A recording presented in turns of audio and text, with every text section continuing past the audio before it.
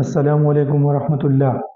په دې یخنۍ کې بار بار د نزله زکام خلکو ته کېږي او پوزه یې کله بنده وي کله بهیږي. اکثر مریضان دا خبره کوي چې یاره زما بلغم ښتی دی.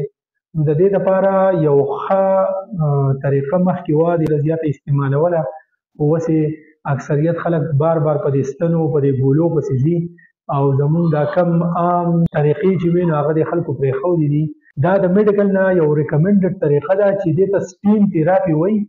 دا په دې پتیله کې اوبه راواخلي او هغه وخوټ کوي. اوس نن سبا اکثر د خلکو کره ګیزر وي نو چې سړی ښه کوي نو چې تودې اوبه راواخلي په پتیله کې او په هغې کې مالګه ور واچوي د هغې مطابق. بیا چې کله هغه وخوټ کېږي نو په دې سر باندې تلویه چې دی راواچوي او دا سر دې پتیلې ته ونیسي او دا کم تپ چې راځي نو دا په دې پوزه باندې دا ځان طرف ته راکاږي. نو د دې سره دا دقسې تقریبا 2-3 منټه به دا سر ته نیولی چې دا کم تپ وي د تلویه به دې پرې چار چاپېره تاوه کړي چې د دې دا کم تپ چې وي نو دا ستا د مخ طرف ته راځي او بهر طرف ته خورېږي نه.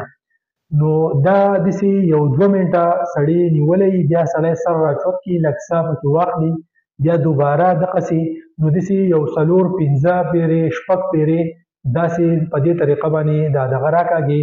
نو د دې سره د سړي دا پوزه هم ازادېږي او دا بلغم چې کوم ښتی وي نو هغه مکمل ازادېږي او سړي ته په دې نزله زکام کې ډېر غټ ریلیف میلاوي. تاسو مهرباني وکړئ دا استعمال کوئ د دې ډېر ښه ریزلټس دي او که تاسو ته په دې کې څه ښه غونته ریزلټ میلاو شو نو ما ته په کمنټ سیکشن کې په دې باندې کمنټس کولی شئ.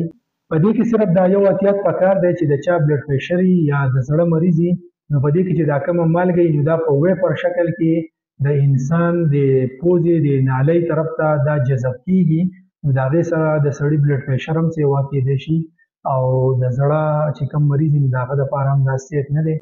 څوک چې د بلډ پریشر یا د زړه بیماري نو هغه دا طریقه ایوایډ کوئ یا د خپل ډاکټر په مشورې مطابق بیا په دې باندې عمل کوئ. که دا ویډیو تاسو خوښه شوي نو دا لایک کړئ او د خپلو ملګرو سره شیر کړئ او که د هیلث حوالې سره داسې قسم ویډیو کې تاسو انټرسټډ یئ نو زما دا چینل سبسکرایب کړئ.